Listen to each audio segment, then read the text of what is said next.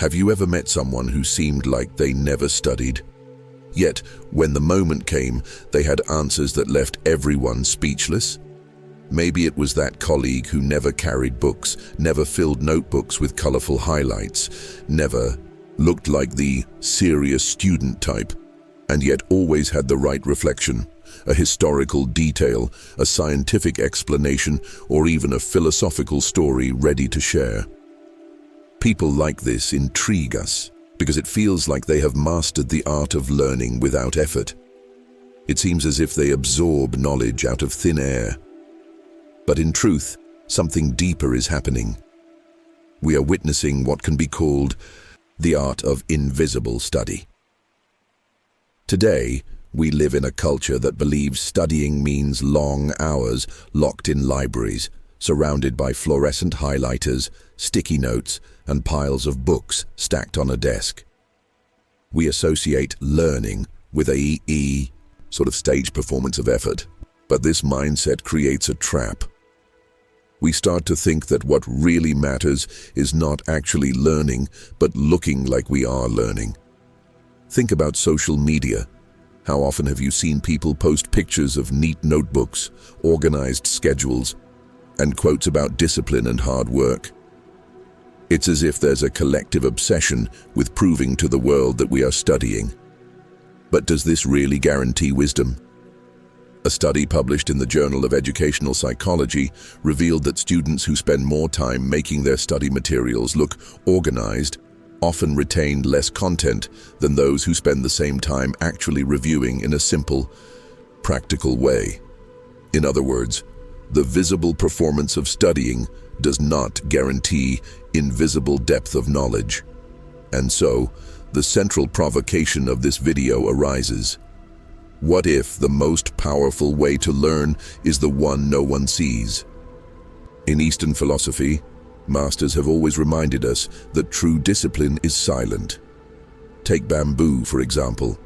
For years, bamboo grows underground, building roots deep into the soil before it ever appears above the surface. During this time, it looks like nothing is happening, but in reality, the plant is preparing for a sudden, strong, and lasting growth. Human learning can follow the same logic. Before it becomes visible, it strengthens itself in the invisible. This contrast becomes clearer when we look at cultural differences between East and West.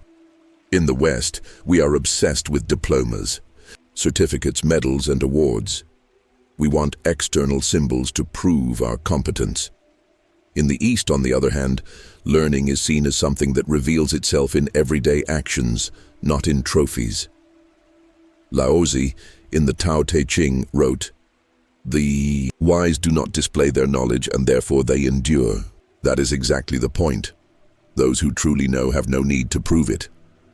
Of course, this does not mean that formal study, books, or structured methods are useless. On the contrary, they are essential.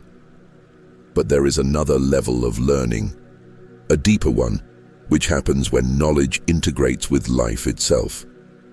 This is not a performance, nor something you can easily show off. It takes place in the background, in the subtle moments, in the silent repetitions that slowly build lasting wisdom. Modern psychology also gives us insights into this process. Research by Anders Ericsson, one of the leading experts on human performance, shows that what separates masters from everyone else is not the number of visible hours they spend studying, but the quality of what he calls deliberate practice. And deliberate practice is often invisible, repetitive, quiet, focused, sometimes even boring to watch. Yet it is exactly this invisible training that creates genius. This also helps explain the danger of what scientists call the illusion of learning. Have you ever felt like you mastered something just because you spent hours highlighting or rereading a text? Studies show that these actions create a false sense of fluency. We think we know, but when tested, we often don't remember much. True learning requires digestion, integration, and reflection. Things that are not flashy, but silent. Eastern philosophy reminds us of this truth. Zen monks say that learning is not about accumulating information, but about unlearning illusions. They cultivate what is called shoshin, the beginner's mind, an openness to every experience as if it were the first time. This means that invisible study is not about showing off knowledge, but about cultivating a receptive mind that learns from every detail of life. Think about your own experiences. How many times have you learned something truly important without realizing you were learning? Maybe it was during a casual conversation while observing how someone solved a problem, or in a quiet moment of reflection after a challenge. These kinds of lessons do not leave visible marks, but they stay with us more deeply than anything highlighted in neon. This is the essence of invisible study, turning every moment of life into a silent classroom. Instead of dividing your time into study hours and living hours, you live in such a way that every gesture becomes an opportunity to learn. A cook who sharpens his knife every day patiently is studying perseverance. A runner who pays attention to their breathing is studying discipline. A student who listens carefully in a conversation is studying communication. None of these things show up on social media, but all of them build true wisdom. If we look closer, we can see that the modern obsession with showing study is just an extension of how society treats work in general. We live in an era of constant measurement. Productivity reports, screen time trackers, performance dashboards, and colorful graphs. Everything needs to be visible, measurable, and proven. That same logic of performance has invaded how we approach learning. Studying seems valid only when it produces visible evidence, full notebooks, long hours tracked in apps, or framed certificates. But here's something surprising. According to research published in the Harvard Business Review, high-performing professionals don't learn primarily through formal training or certificates. What sets them apart is the silent learning that happens through observation, meaningful conversations, daily reflection, and even quiet moments of introspection. In other words, the kind of learning that doesn't show up on resumes or social media often matters more than the official credentials. This finding resonates with principles that Eastern wisdom has known for centuries. True knowledge is not measured by symbols, but by inner transformation. Think about Buddhist monks who spend years practicing nothing but breathing and silence. To an outsider, it might look like they are not learning anything, but inside, they are training their minds, strengthening emotional discipline, and reaching insights about life and self. This invisible study doesn't produce certificates, but it produces something far more valuable: wisdom. Another relevant finding comes from the American Psychological Association, APA. Their research shows that knowledge absorbed in small, integrated and repeated ways in daily routines is retained up to 30% more effectively than knowledge learned only through intense formal sessions.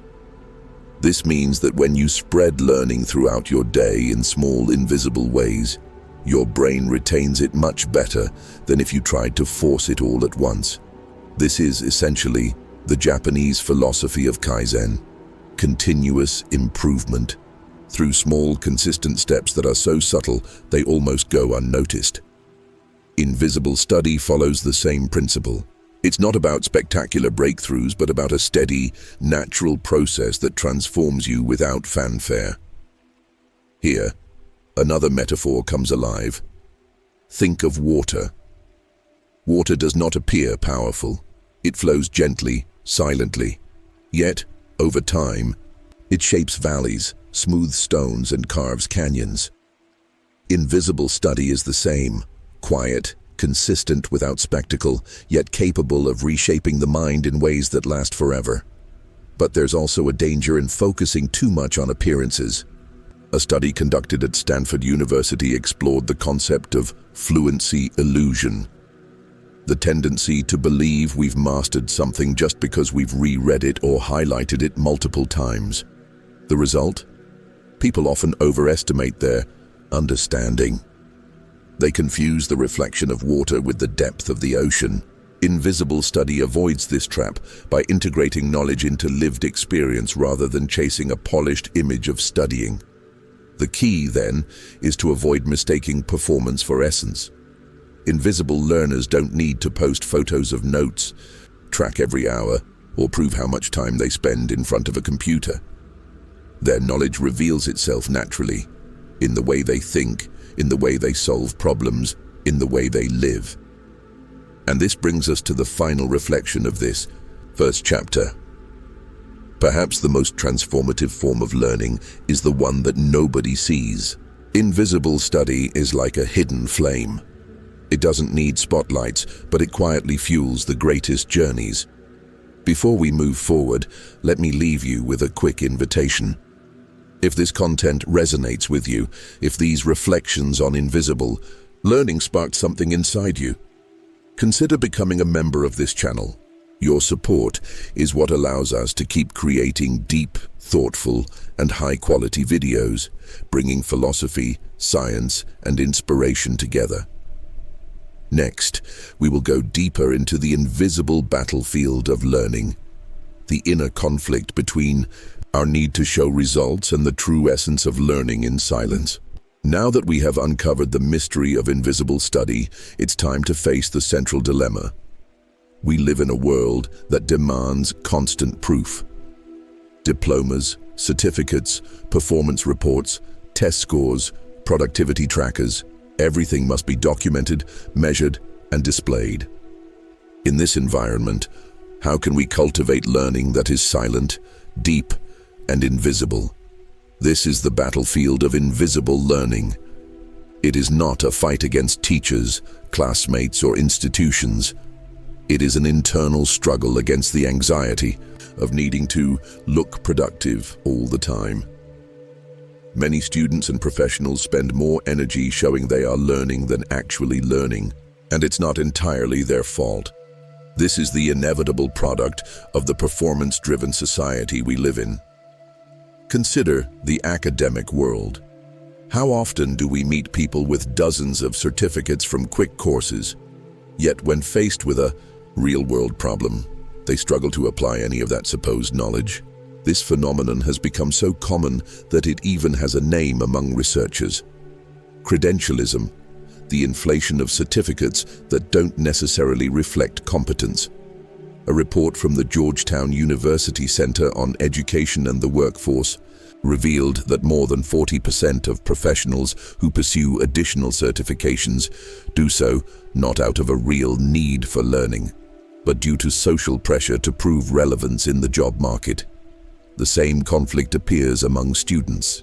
A study at Cambridge University found that many undergraduates spend more time making their notes aesthetically pleasing, designing perfect layouts with colors and diagrams, than they do actually reviewing the content. On the surface, they appear highly dedicated, but in practice, the learning remains superficial. Once again, the visible performance outweighs invisible depth. This is where Eastern philosophy offers a different perspective. In Japan, there is a concept called shuha-ri, which describes the 3 stages of mastery. Shu, follow the rules, learn through discipline, respect the forms. Ha, break the rules, adapt, experiment. Rai, transcend the rules, absorb the knowledge, until it becomes second nature. The final stage, Ri, is the true essence of invisible study. At this point, knowledge is no longer something you show, it is something that flows effortlessly through you. Picture a master of Aikido who responds perfectly to an attack without thinking, or a jazz musician who improvises fluidly without looking at sheet music. These performances are not rehearsed acts of display, but the result of years of silent, repetitive, invisible practice. Neuroscience confirms this process. A 2019 study at Stanford's Neuroscience of Learning Lab revealed that the brain retains information more effectively when it is revisited across different contexts and intervals of time. In other words, studying without looking like studying, such as mentally reviewing concepts while walking, reflecting quietly, or applying knowledge in everyday life, strengthens long-term memory more than intense, highly visible cram sessions. And this brings us to an uncomfortable question. Are we studying to truly learn, or are we studying to convince others and ourselves that we are learning? The tension between appearance and essence shows up even in small habits. For instance, one student spends hours creating perfectly color-coded summaries, but never goes back to review them. Another writes simple, straightforward notes, then mentally revisits the concepts on their commute. Which student has truly learned more? The first seems more dedicated, but the second is applying an invisible strategy that is far more effective. This battlefield extends far beyond the classroom. In the workplace, research from the Harvard Business Review showed that the most effective leaders are not those who attend the most formal training sessions. Instead, they are the ones who learn continuously through conversations, observations, and reflection, what the study calls learning in flow. These leaders integrate learning into their daily lives, quietly and invisibly, rather than turning it into a performance. And this is the paradox. While society pressures us to show results, wisdom only flourishes when we are willing to learn in silence. The tension between the visible and the invisible, between display and integration, is what determines whether learning becomes shallow or truly transformative. In the next part, we will explore practical strategies for invisible study, methods that allow you to absorb knowledge naturally, without turning the process into a performance for others. To understand how invisible learning works in practice, we need to look at what I call silent learning strategies. Methods that don't look like study at all, yet turn everyday life into a continuous training ground for the mind. Learning through environment. One of the most powerful methods is simply immersing yourself in knowledge-rich environments. This doesn't always mean sitting in a classroom or opening heavy textbooks. It means surrounding yourself with stimuli that shape your thinking naturally, engaging in conversations with experienced people, listening to podcasts while doing chores, observing how a skilled colleague solves problems. All of this is invisible study. Psychologist Albert Bandura, famous for the social learning theory, proved that much of what we learn comes from observation and imitation. His classic Bobo doll experiment showed how children reproduced behaviors simply by watching adults. The principle holds true for adults as well. We continue to absorb new skills and patterns just by observing others. Learning through attentive observation, Zen philosophy teaches, when walking, just walk. When observing, just observe.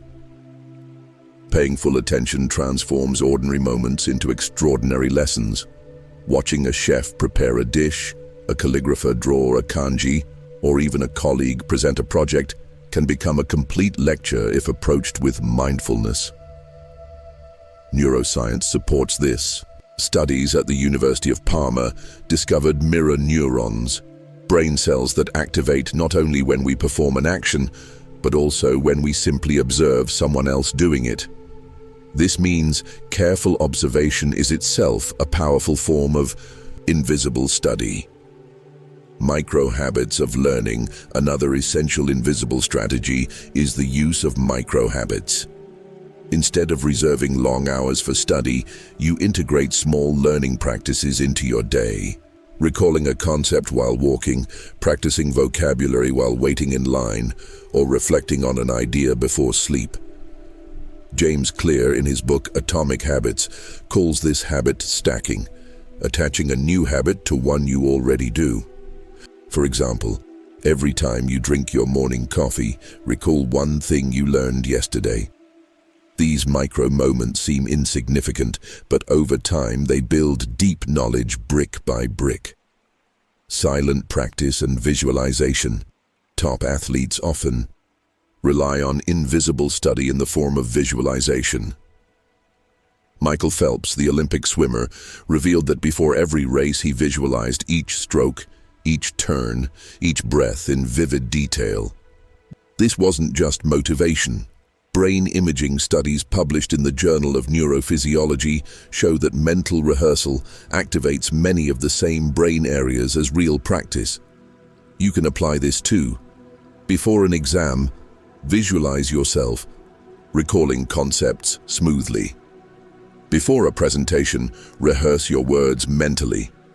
This silent, invisible preparation dramatically improves performance.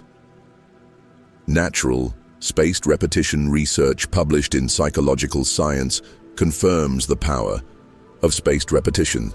Reviewing content in small intervals over time increases retention by up to 200% compared to cramming. And spaced repetition doesn't have to look like study marathons. It can be simple reminders spread throughout your week.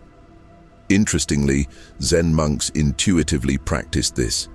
Instead of reciting sutras in long, exhausting sessions, they chanted small portions daily, embedding the teachings into memory naturally.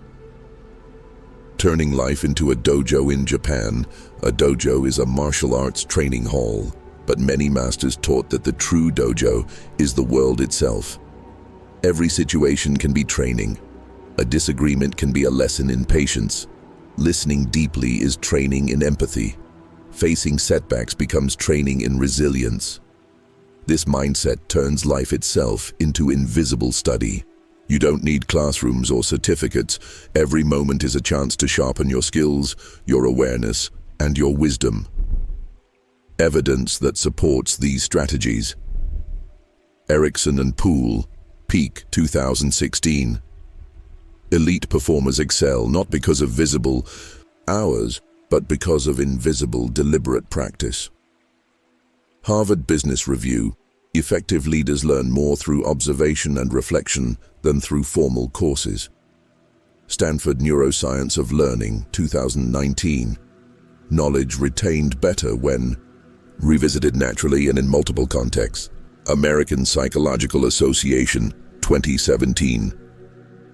Passive, repeated integration into daily life increases long-term retention by 30%. The battlefield of invisible study, then, is not about hiding your learning. It is about cultivating it so deeply that it becomes part of who you are. It is about resisting the pressure to perform productivity and instead choosing to truly learn in silence. This battle is not only intellectual, but also philosophical. It is the struggle between the ego, which craves recognition, and wisdom, which thrives quietly. As Zen master Taekwondo Soho once said, "The mind that does not fixate anywhere is the mind that learns everything." Now that we have explored the mystery of invisible study and the battlefield between appearance and essence, the natural question arises: how do we actually live this philosophy? How do we make invisible study not just a concept, but a daily practice? The first answer lies in understanding that invisible study does not replace formal education. It complements it. Books, courses, structured study sessions, all of these remain valuable. But if we confine learning only to those spaces, we risk isolating knowledge from life itself. The deepest transformation happens when the boundary between studying and living disappears. Take the example of learning a language. One approach is the traditional path: hours of grammar drills, memorizing endless vocabulary lists, repetitive exercises. This can work, but often becomes exhausting and discouraging. The invisible approach, however, looks different. Beyond formal lessons, the learner watches movies, listens to music, switches their phone to the new language, chats casually with friends or strangers. To outsiders, it doesn't look like they are studying. They are simply living. Yet, beneath the surface, their brain is being rewired, absorbing grammar and vocabulary naturally. Over time, they become fluent in a way that feels effortless. This principle applies everywhere. Someone who wants to improve communication doesn't need to lock themselves away with manuals of rhetoric. They can learn by paying closer attention to conversations, noticing the rhythm of speech, the way skilled communicators pause, the way tone influences meaning. Someone who wants to understand philosophy doesn't need to conquer entire libraries. They can reflect on a single phrase during a walk, carrying it like a seed in the mind until it takes root. Eastern philosophy gives us metaphors that illuminate this way of learning. In Taoism, water is a constant symbol. Laozi described water as something that does not fight, does not compete, does not boast, and precisely for that reason, it conquers all.